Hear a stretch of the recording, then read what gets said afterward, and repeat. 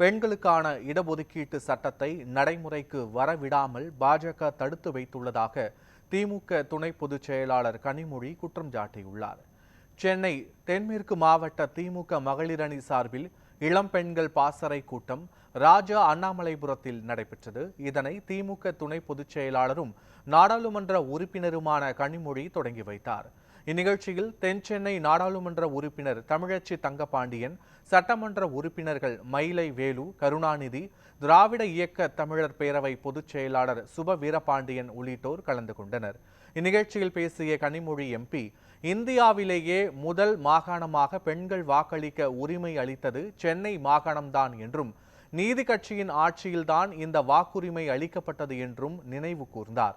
மேலும் பெண்களுக்கு சொத்துரிமை வழங்க வேண்டும் என்ற பெரியாரின் கனவை நிறைவேற்றியவர் மறைந்த முன்னாள் முதலமைச்சர் கருணாநிதி என்று தெரிவித்த கனிமொழி, பெண்களுக்கான இடஒதுக்கீடு சட்டத்தை நடைமுறைக்கு வரவிடாமல் பாஜக தடுத்து வைத்துள்ளதாக குற்றம் சாட்டினார்.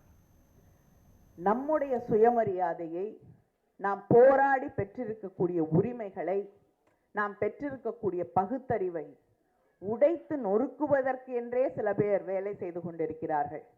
உங்களுக்கு அவங்க யாருன்னு தெரியும். பெண்களுக்கு 33% இடஒதுக்கீடு தரேன்னாங்க.